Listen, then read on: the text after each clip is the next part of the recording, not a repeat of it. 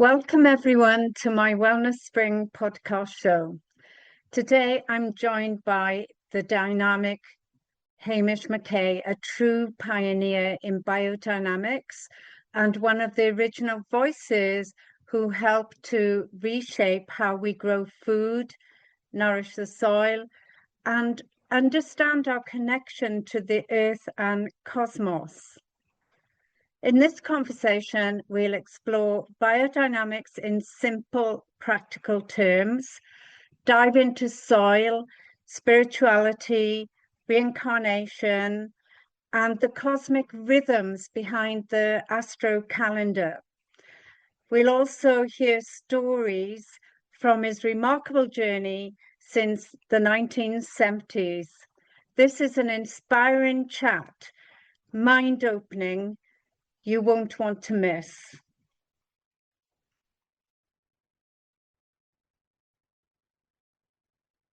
This is an inspiring, mind-opening chat that you won't want to miss.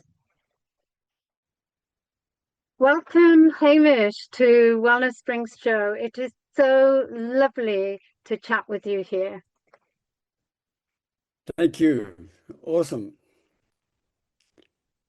And Hamish, my first questions, because I have many, I thought I would start simply but powerfully. What, in your words, does biodynamics mean? Well, it's an interesting question because it was a name given to the work that Rudolf Steiner did. He didn't come up with that name, so it arises out of the 8 lectures that Rudolf Steiner gave in 1924 in Kobovice, which is now in Poland, and that arose out of a number of what you might call leading, or more particularly astute, farmers who noticed that the traditional, what you might call peasant farming methods were not what they used to be. And by the time you get to the beginning of the 20th century, Justus von Liebig's work was 60, 70 years old, which was actually quantifying agriculture in its material aspects, which is very necessary work. And again, by adding chemicals out of that scientific paradigm, these what I call astute farmers recognized that they weren't getting the results that they needed. So knowing a number of them knew Rudolf Steiner, so they asked him to give these lectures, which was quite a hard ask to get him to actually do it, but he did it. And he gave a set of lectures that was totally outside the square, so to speak, of contemporary thinking in his day. And it became known as biodynamics a few years later because it's to do with the life activity in agriculture, the life dynamics, not just the substances, which are important, but actually the life dynamics that attach to it. So it's to do with, that's where the name came from. And it's still problematic for a lot of people today. And when I teach it or do workshops, etc., I certainly don't see myself as a salesman. It's more, there are people, an increasing number of people arriving on the planet that, like the farmers of Steiner's day, realize that the existing paradigm is not going to get us to where we need to get to. So there are people looking for a different paradigm, asking the ideas in front of such people so that they can pick them up and make them their own, so to speak. It's not very definite starting points, but they're only starting points. So, and the major difference between biodynamics and all the other regenerative and organic and permaculture and all the different approaches, which are all important contributors to where we're trying to get to. But what biodynamics brings in that the others have not yet sort of picked up on is that everything is actually influenced by the planets and the wider cosmos. So Steiner says that everything is actually influenced by the big picture stuff.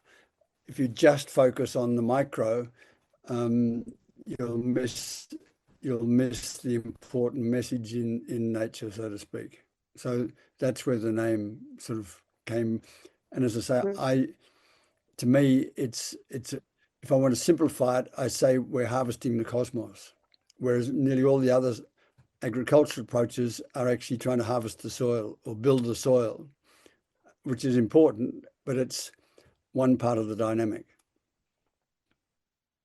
I love the way you said we're harvesting the cosmos. And I know on your website you've got an astrology chart. Do you want to unpack that for us? Okay, it's astronomy, not astrology. They're two different sciences, and the difference is astronomy is where the stars and planets and constellations all are physically in the sky. Astrologically, it's not the same thing. It's as I understand it, 2,000 years ago they are aligned, but now they're about 23 degrees out of alignment, so to speak. And so astronomy has to do, if you like, with the physical embodiment of the earth and human beings, and the astrology is more to do with the soul nature of human beings. That's my understanding of the difference. So we in Steiner's description, where the human being has four sheaths on the planet, so to speak. We have a physical body, which we share with the mineral kingdom. We then have an etheric body, which is a body of formative force, a shaping body, so to speak, and that we share with the plant kingdom. And then we also have what is described as an astral body or an emotional body, a body that carries all our sympathies and antipathies, and that we share with the animal kingdom. And then on top of that, each human being has their own individual I am that has dominion over those four sheaths, or has the potential of having dominion over those four sheaths. There are three higher sheaths that we don't yet have, which are called life, spirit, spirit self, life spirit, and spirit man. And they're sort of nascent. They're like seed forces in our being that individuals can awaken and utilize, but most of us are doing battle, trying to master our ego. Yeah. I Our totally agree with that. individuality. And Yeah, I've done the it. times we live in, the thing about the times we live in is that since the 15th century, since 1413, humanity has moved into a new stage of development or evolutionary potential. And increasingly, since 1413, humanity, each individual human will attempt to become more individual, and that's healthy. The problem is that the more we become individual, it tends to make us antisocial. Yeah, it comes with the territory. The more individual you are, by nature, you become more antisocial. Then we have to actually, using our I am, our ego, we have to pick up our individuality and then choose to be social. And that's the challenge of humanity at this point of time. And just going back to the astronomy part, I mentioned 1413 in the 15th century, and that is the time when the sun moved from being in front of Aries to being in front of Pisces. And if you look at the whole Greco-Roman culture, that happened while the sun was in Aries, the ram. And so in that period, you get the Lamb of God story appearing, so to speak. And then if you go back, that began in 747 BC. If you go back before that, you get to the Egypto-Chaldean time, and that was when the sun was in Taurus. And so you find the whole cult gesture of the culture of the Egyptian time was different again now. And I suppose I should say that also part of Steiner's work and as a sort of background or an assumption or is that human beings reincarnate. And again, if you go back to the New Testament, you can find where it's actually articulated quite clearly, but the church sometime later, I think around the 4th century, sort of banned the idea of reincarnation. And so you find the church does not acknowledge or teach reincarnation, which, like so many of these things, was appropriate at that time. So this is one of the huge challenges. It's a bit like what's right for a 6-year-old and what's right for a 13-year-old and a 20-year-old and a 40-year-old and a 70-year-old is different because we're at different stages of a development. And so it's not helpful to teach a child to read or write too young, so to speak. And it stultifies their potential. And even in my own school days, those guys who were the fast developers, so to speak, either in intellectual capacities, but more particularly in physical capacities, they in a way stopped developing earlier. So the slower those kids developed, the longer they kept developing, so to speak. And so that's a little bit how it is with humanity. There are various attempts along the way to speed up the process, so to speak, and that can be very detrimental. So these things have their time and place, and the time and place is now to become an individual. But as I say, that makes us antisocial, and so now we have to work out how we choose to be social. Wow, that's an interesting way of looking at things because a lot of spiritual people I've been talking to saying now is the time for community and unity and coming together as one.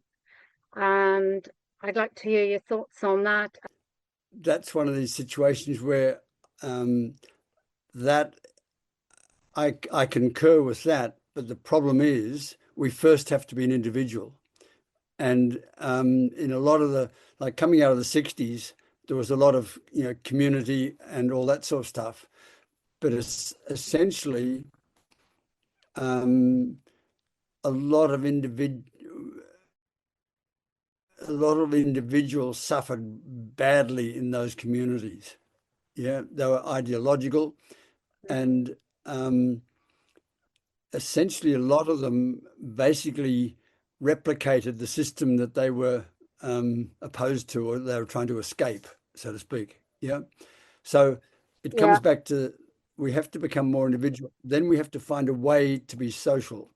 Now, on this score, Rudolf Steiner's one of his greatest contributions is what is termed the threefold social order. And it's on the one hand quite simple, but the application is quite challenging. So Rudolf Steiner sort of looked at the human being, and within each individual human being, we have a number of dynamics going on. I've described 4.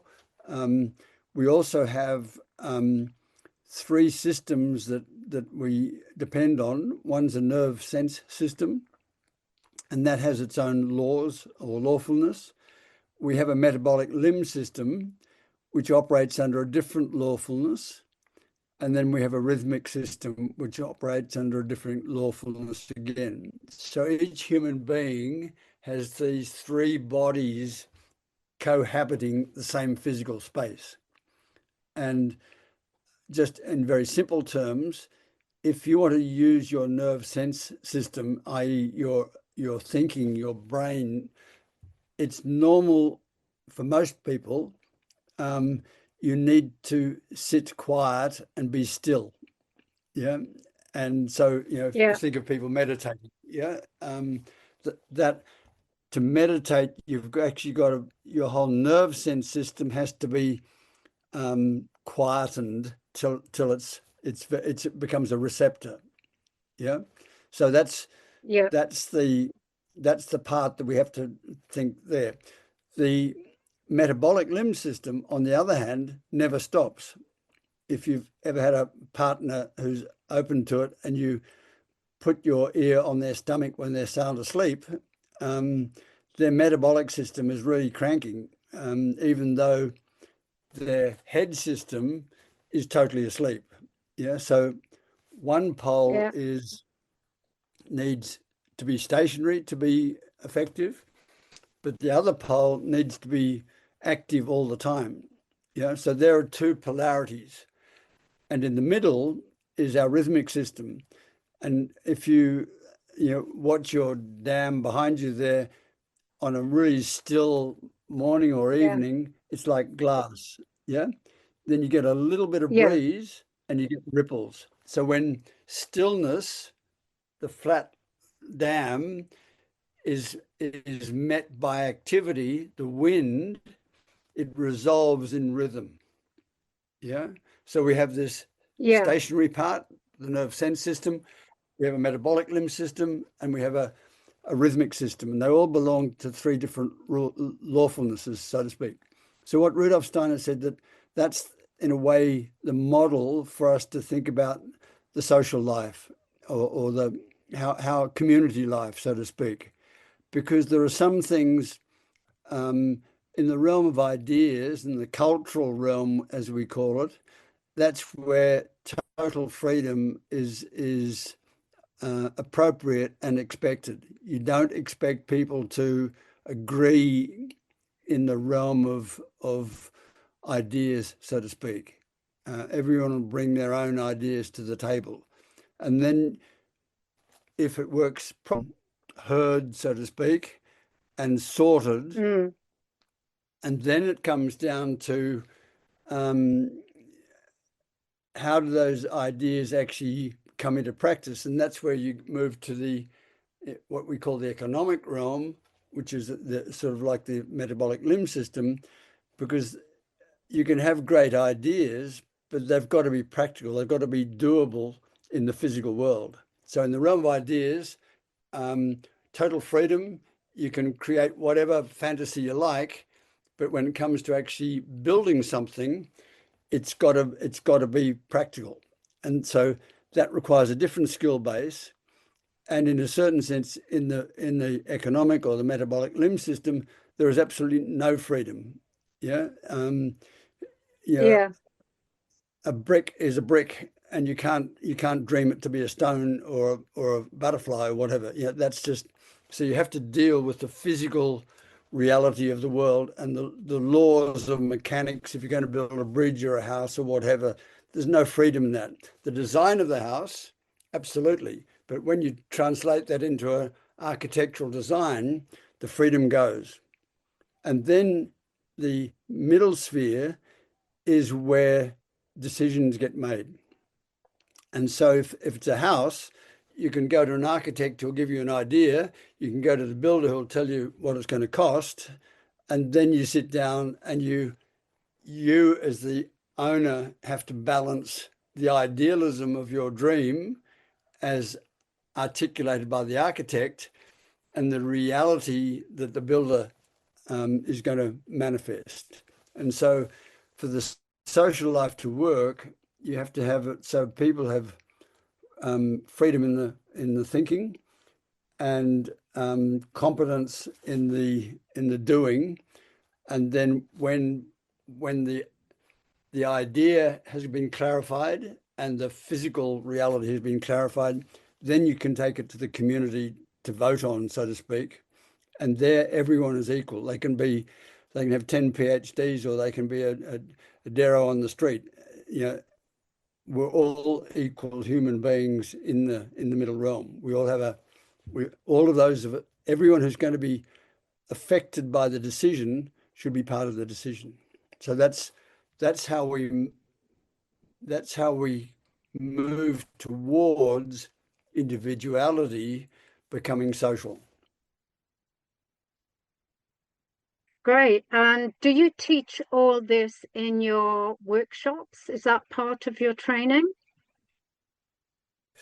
Um, it's seeded into every workshop I do, put it that way. It depends on who's there, but most of my workshops focus on the biodynamics, and in that, my objective is to give people an idea of biodynamics, why, what, and all that sort of stuff. And then the second part of the workshops is actually physically doing everything they'll need to do when they go home if they want to apply it. Yeah, but seeded into that whole process is what I've been talking about. Yeah. I also do separate workshops on threefolding and things like that. But the I was the founding chairman of the Biodynamic Association in Bellingen back in the 80s, and then I went overseas for a few years and came back and somehow got involved again. But then I became the CEO for a few years, and what we were setting up there was a practical model of that threefolding. But like all these things, these are not so easy because new ideas are difficult for people to grasp. And we ended up with a board who didn't want to go down that path, so that all dissolved. Yeah. So it's still in Australia. It's still something that needs to be brought into being, so to speak. That's interesting. And I know that you grew up in a property in Braidwood. And how did that early life shape your understanding of soil, farming, and life itself? Wow. First of all, I have to say, um, I can't be more grateful to my father or my parents, but my father, who had a very top end of town job in Sydney. I was born in Sydney, and then when I was one, we moved to Melbourne. So he had a very, top of the range job. And when I was about 5, he tossed all that in and bought a farm near Exeter, near Moss Vale on the southern Highlands. And so from the age of 5, I've lived on a farm, and I couldn't be more grateful. I can't imagine growing up in Sydney or Melbourne, having had the life I've had. And so it influenced me greatly, more than I knew at the time, put it that way. And as I now sort of look out and see how few children grow up on farms, it's not just a tragedy, it's a disaster waiting to happen. Because, I mean, if you look at the valley you're living in, or I don't know how far up the valley you are, but all these valleys up and down the north coast, excuse me, and also the south coast, were all dairy farms. And, you know, they milked 20, 30 cows. Most people had 3 to 5 to 10 kids. So there's a massive number of my generation who actually grew up in the country, and that's no longer happening. And I think it's going to be we're starting to see the I'm not quite sure how even to describe it, just lack of common sense that modern kids Mm. have. And it's not inherently the kids, it's just when you have to deal with cows or horses or chooks or pigs or grasshoppers, whatever it is, you develop a certain subliminal capacity or common sense. And these kids who just have iPhones and every gadget that you can imagine. My grandson's sort of first or third birthday, all the my son came back with these two black bags of junk toys that the parents from the preschool thing had sort of all turned up with a present, but they were just junk, and I don't know how we get around that. I'm not criticizing it, or I am, but I'm criticizing in the sense I just don't know how we get around it. And I try and imagine what it's like to be a kid today, because like television didn't happen in Australia until I was about 10, and we didn't have one in our family until I was about 15. So, if you try and imagine that today, parents would go spare if they had to entertain their kids or have their, like, it's not the parents that entertained us. They kicked us out the door and we went and played in the bush, and came home at dark, sort of stuff. This helicopter parenting now I really feel for both the parents and the children.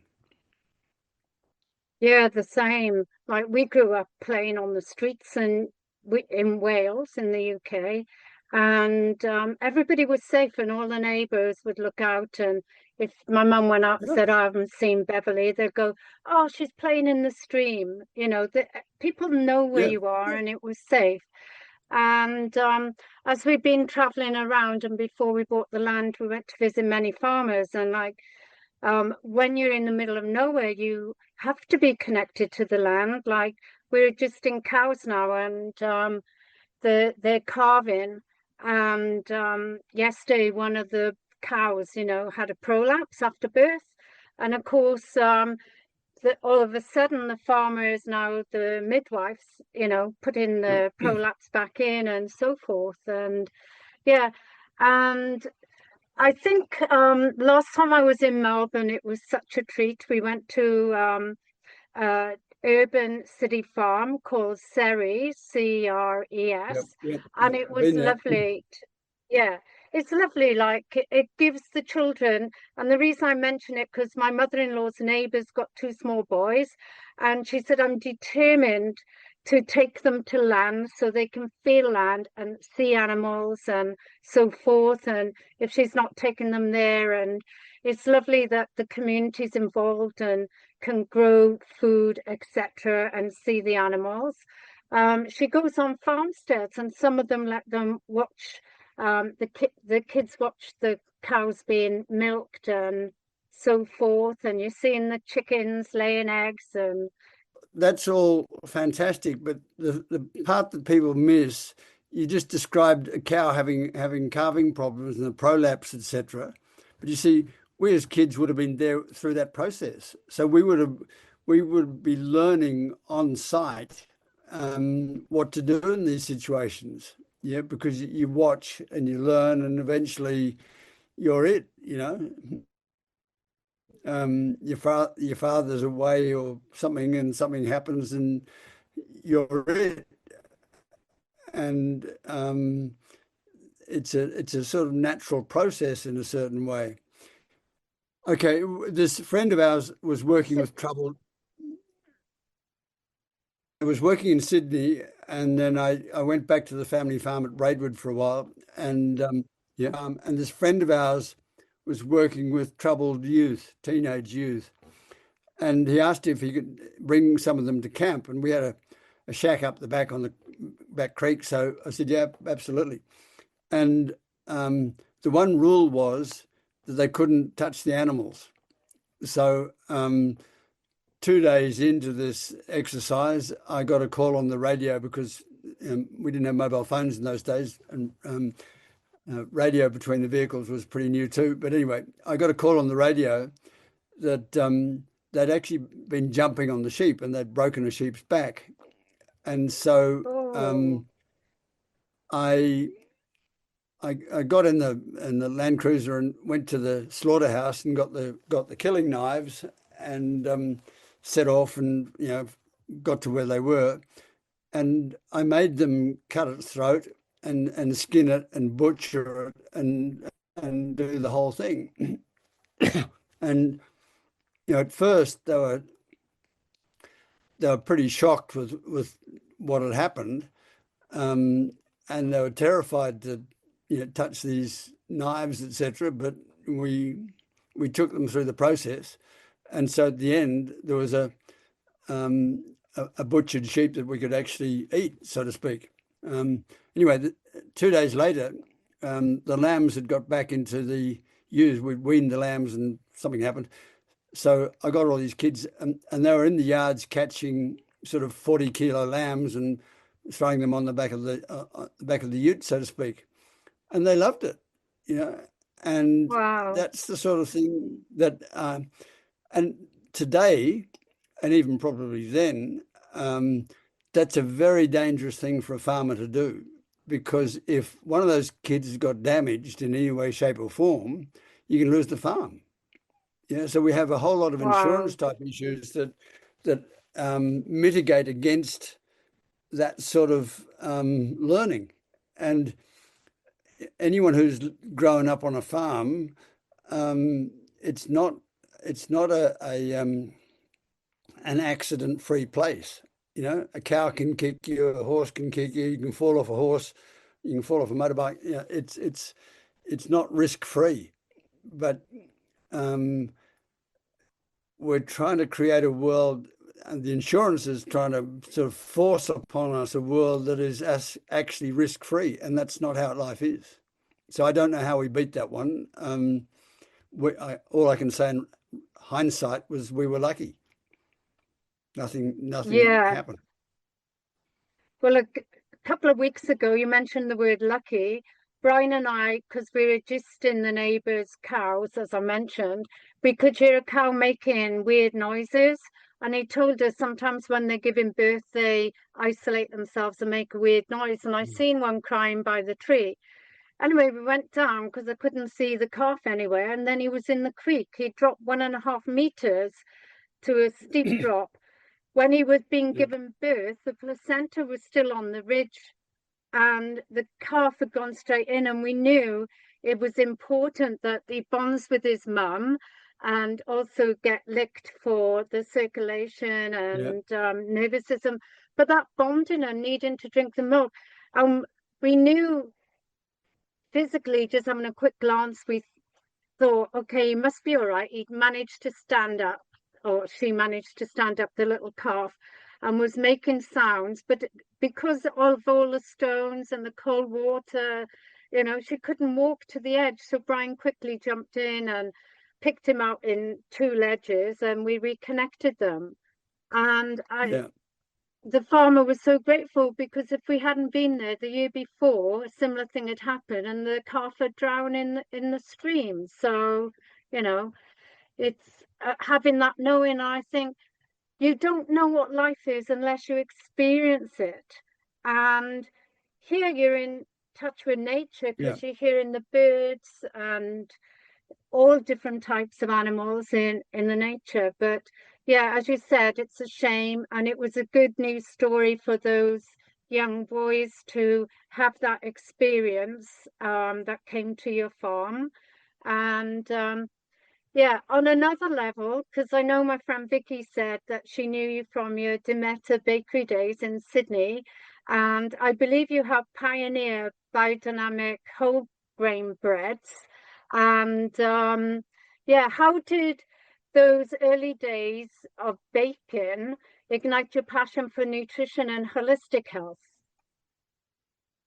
Well, yeah, Vicky's very kind. I didn't actually start the bakery. That was the work of Erwin Burney, and that was 1972. And if you think back to 1972 and the idea of buying brown bread in Australia, really the only brown bread you could buy was dyed white bread, these square things, or wog bread from the back streets of Marrickville.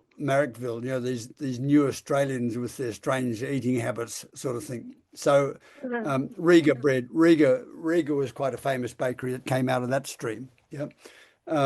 So Erwin, he was a photographer by profession, And he went to Europe,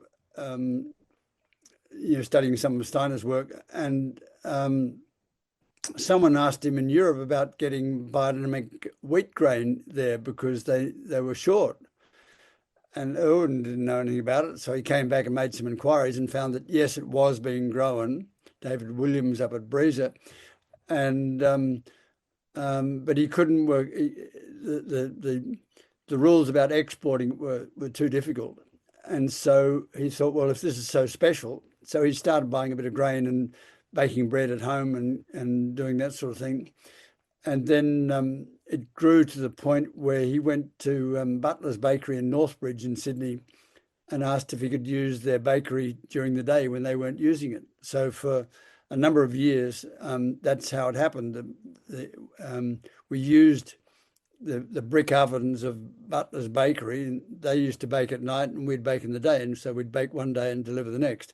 So that began in 1972, and I was working in the wool broking business at the time, and I got transferred to Sydney in 1975. So in 1976, I jumped ship from wool broking to baking, and I'd never baked a loaf of bread in my life, but that was the beginning of a new journey. Yeah. So, and it was very Yeah, no, exciting. yeah. What challenges and breakthroughs did you experience during that time? Well, first of all, I have to say that the bread we baked, no one is baking anymore. It was a fermentation process, quite similar to a sourdough bread. So, as I say, 1972, the only brown bread you could buy was strange bread. Now you can buy sourdough wholemeal bread all over the country, but it's sourdough. And we had a ferment process that came out of, again, it came out of Steiner's work. And it's different to sourdough. The sourdough, you take a bit of today's dough that you don't bake, and that becomes the starter for the next one. So it's a ongoing process, and from a sort of what you might call a spiritual nutrition point of view, that has every sourdough has ancestry, so to speak. So you can look at that culture that Iron Father Abraham or one, where everything is coming down through the bloodline. And part of this time of individuality, we've got to break the bloodline connections, so to speak. And so the sourdough or the ferment bread we made, each batch was made from a new starter, so to speak. So it had no ancestry. So as a foundation for individuality, we're bringing that right down into the bread. And that bakery stopped working in the 1990s. I'd moved away by then, but it still troubles me that we haven't gone back to doing it. So maybe that's still ahead of me to go back to that. Because well, you this is a dimension of biodynamics and nutrition that is not yet understood. And I've lived long enough that you can't bring everything about at once, so to speak. It's a process of stepping people towards something. If you go try and go too extreme, then it's too much for people. So I've sort of backed off a bit, but I probably shouldn't. well, like you say, it's about people being ready as well, because a 7-year-old, 21-year-old, 56-year-old, it's all about divine timing. And when people are ready, I say to my students, when the student's ready, the master appears. And I'm sure it will happen. And at that lovely event with Dan Kittredge, Charlie Arnott was there, and I know you're collaborating with Charlie with regenerative farming. What excites you the most about the future of Australian agriculture? Well, there's an amazing book called The Diary of a Welsh Swagman. And this guy was Welsh, obviously, and he was an award-winning farmer and poet, as Welsh people tend to be. And he decided, I think it was in about the 1860s, he decided he wanted to know what was going on in the Antipodes. So he sort of passed the farm on to his son and left his wife at home and set off for Australia. And for 25 years, he was a sort of basically swaggy in Australia, mainly around Castlemaine in Victoria. And he was one of the few people that came to Australia as knowledgeable farmers. And he didn't own a farm; he worked on farms, and and he'd kept a diary all his life. So that's how this sort of came to light. But he he was horrified, in how fast people were killing the soil, just mining the soil. And one description, he said, these guys don't even know how to deal with horses, because in Wales they'd work the horses through the appropriate seasons, and then they'd let them loose in the hills to rejuvenate, so to speak. And he said he was seeing people who the horses would die in the traces. These people had no idea how to look after. Even in a European style, they had no idea, because most of them had no farming background at all when they came here. And the depletion of the soil over a period of 6 years, he said, was just horrendous. And Leichhardt was the same. Some of Australia's soils that Leichhardt measured, they had organic matter of over 30%. Now, if you've got more than 5%, 0.5% organic matter, you're doing well. So to answer your question, I'm totally confident we can bring the Australian landscape back to what it was when white man came here. That to me is what we need to do, and I'm totally confident it can be done. Whether we'll do it or not as Australians, that's a separate question. But my whole mission has been we've got to make the skills available, so if people want to do it, they can do it. So that's what biodynamics means for me, that we can actually do it, and I've seen people do it. So it's not a theory. And if I say people like Ray and Judy Unger out near Peak Hill, south of Dubbo, very awesome, what you might call ordinary farmers, but extraordinary people. And they won the prize for the best flock of ewes in the central west of New South Wales recently.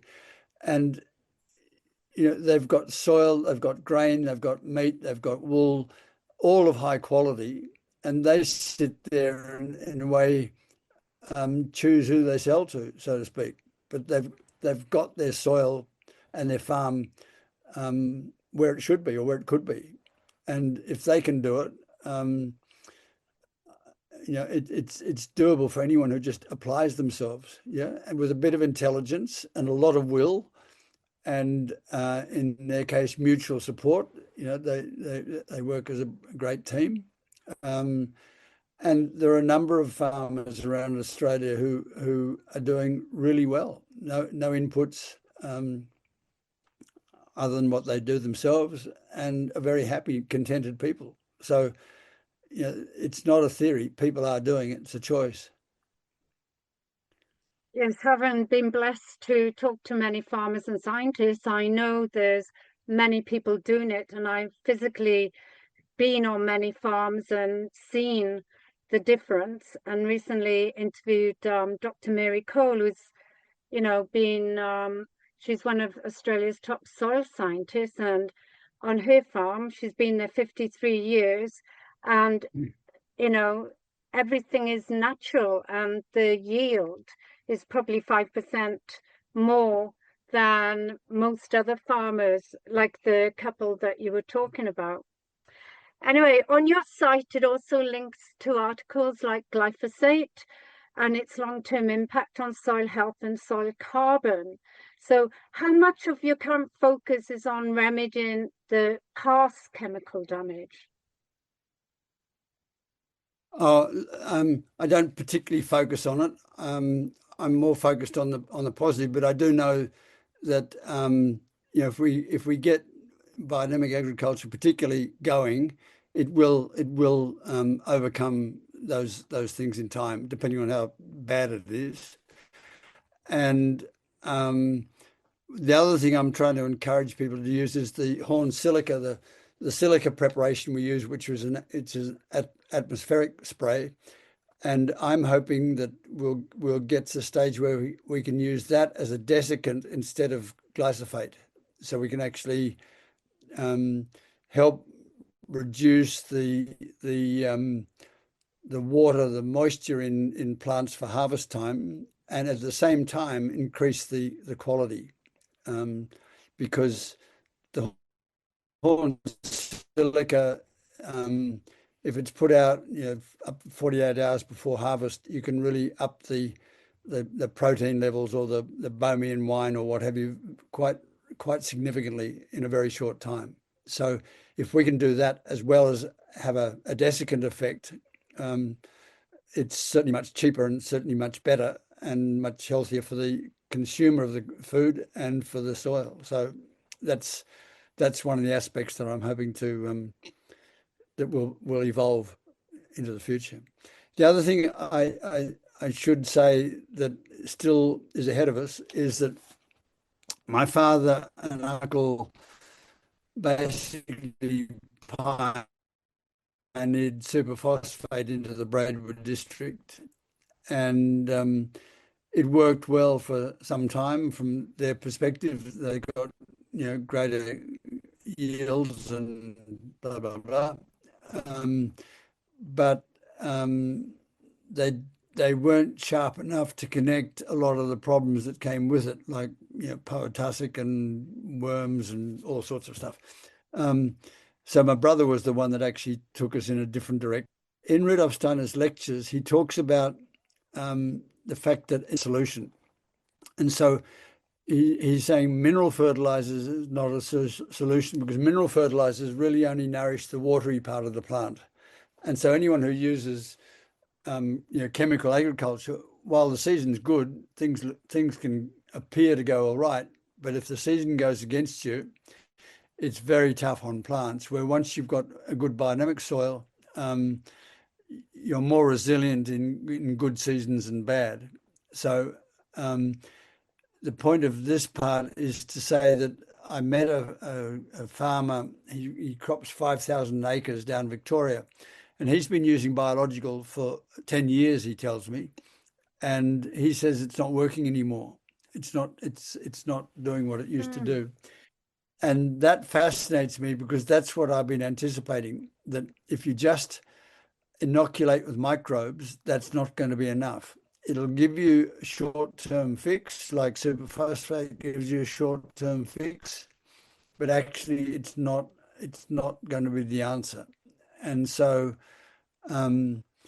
with this whole move to regen ag, which I'm totally supportive of, I think it's fantastic, but if people just inoculate with microbes, because we all agree microbes should be in the soil, but the way Steiner puts it, if you want flies in the room, you can bring a jar of flies in and let them loose, and they'll look around and decide whether they stay or go. The other way is just to put a bit of rotten meat in the room, and the flies that are relevant to that piece of meat, will appear out of nowhere. And I remember in 1966, I was out in Central Australia, out near Uluru, and we'd been driving for 5 hours, and we got out to have a break, and within seconds we were swarmed with flies. So they're there. They'll come out of nowhere. And so it is with the microbes. We don't actually have to put them there. We have to create the conditions under which they want to be there. And that's what differentiates biodynamics from most of the sort of microbe focused people. We all agree on the outcome. We want microbes, no question. But actually, just inoculating with microbes will end up in a similar but different outcome to superphosphate. So biodynamics, that's where we've got to, by bringing the big picture, the cosmic picture in, and bringing the relationship of the earthly to the cosmic, so that the microbes and all the right life forms can arrive on your farm. That's what it's about, not by inoculation. Yeah, I totally agree from what the scientists are saying. It's like anything in life, you need that biodiversity, not monocultures and mono anything. So that was wonderful. What advice can you give to new farmers like myself or home gardeners, for example, starting off? Look, it sounds trite. Get the biodynamic preparations out. Get the soil preparation, the horn manure 500, stir it, put it out. Get the silica one, stir it and put it out. If you're making compost, put the compost preparations in.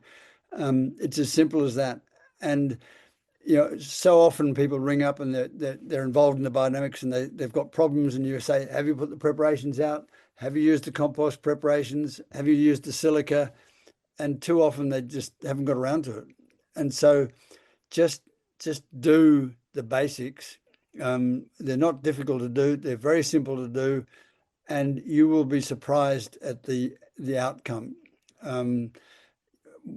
Like it's individual everywhere, but if you want to trial it, just put it out on half a paddock and see where the animals graze. My brother he doesn't farm anymore, but he didn't shut the front gate because the sheep didn't want to leave. Yeah.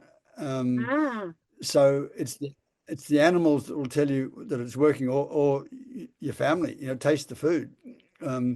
It's very simple. And I always say it's like meditation. It's dead easy until you start to do it. Then it's that getting yourself into the rhythm of it, getting yourself into the practice that is the hard part. Yeah. You don't need any special tools, like you need a bucket and some horn manure. That's not difficult to come by. But as I said, it's like meditation. It's really it's just a matter of sitting down and doing it, so to speak. Yeah. mm, And great. the results will be what you make of it. Thank you. And I'll be giving it an extra daily dose of love every day. So, as this is a health and wellness show, what is your health and wellness go-to? Something you like to do every day to keep you in balance? Oh, well, I start my day with doing some eurythmy every morning. Eurythmy is a movement. It's always very difficult, especially for a non-professional, to describe it, but it's like visible speech. And essentially, I think I mentioned right at the beginning, I worked with a medical facility in England for 5 years. We got Mental Health Practice of the Year award in 1995 at the Blackthorn Trust.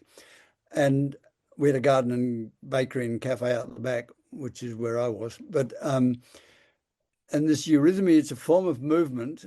And I described earlier, the human being is made of a physical body, an etheric body, an astral body, and an ego. And as I've described, each of those bodies operate also under a different lawfulness. Just on terms of consciousness, we have an I am consciousness, we have an individuality consciousness.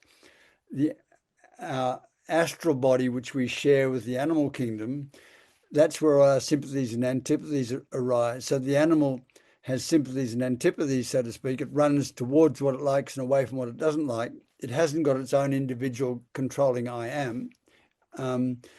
So its consciousness is the same as a human being in a dreaming sleep. And if you look into a cow's eyes or a horse's eye, and imagine, it's like they're looking like you'd be looking out in a dream, so to speak. So we share that consciousness with the animals. The plants, we share with a consciousness with the plants that's the equivalent of the human being in a dreamless sleep.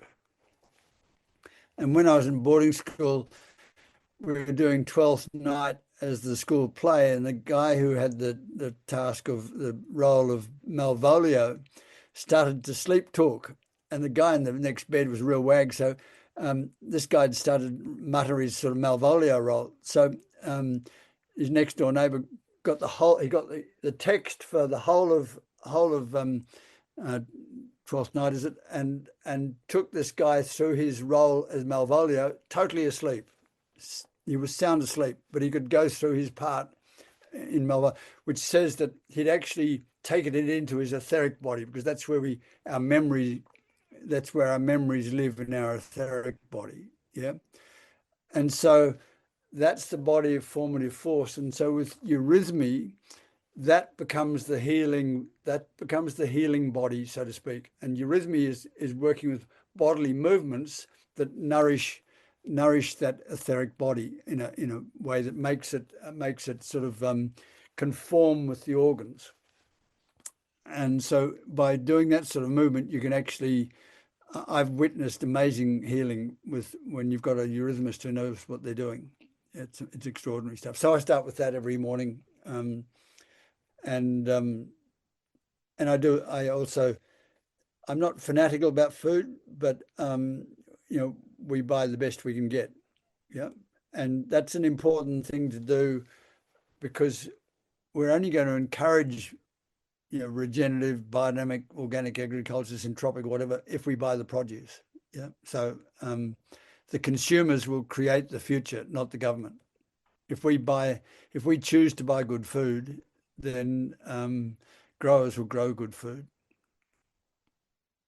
That's great advice. And is there if there was one thing you could do to change or to make the world a better place, what would it be? Look, this is something I'm not good at, but I think the power of meditation is more than most people realize. Yeah. And so Yeah. in the First World War, people said to Steiner, "What can we do?" And he said, "Understand what's happening." Yeah. And I think if meditation, Yeah. but understand what's happening. One of the joys of my sort of current situation is that I travel a lot and I listen to podcasts, and there are amazing podcasts out there on all sorts of subjects. And I listen to podcasts. A lot of them I don't agree with what they're saying, or I don't like the way they do it, but it's amazing. They interview interesting people, and I learn, I sometimes learn more from the people I don't like than the people I do like. The joys of having a curious mind. So Yeah. on Yeah. that note, But I also I'm blessed with having come across anthroposophy, because that, I think, if I hadn't come across anthroposophy, I'd be in the sort of lineup to become a terrorist. Yeah. But and I had a very good education, didn't make sense. And since coming across anthroposophy when I was 24, I've spent the rest of my life basically making sense of those years that didn't make sense. So I'm very grateful for what Steiner's offered us. fabulous. I've got a few friends studying it at the moment, and I'm sure they're going to be delighted to hear what you've just said. And on that note, I'd like to thank you so much for your words of wisdom and all the wonderful insights and information you shared. I've got lots to look up on a personal level, especially the Diary of a Welsh Swagman and Eurythmia. I know I'm saying it wrong. And yeah, just following your tips to get my soil health started. So thank you, and I'll put your website biodynamics2024.com.au with the show notes. And Thank you. yeah, thank you for everything. Okay. Well, send me your address and I'll send you some preparations to get you started. Thank you very much. And to the listeners, I hope you've taken notes, and whether you've got a farm or a backyard, I know that you'll benefit from this chat and all the words of wisdom, human vision to make our planet much healthier. Thank you.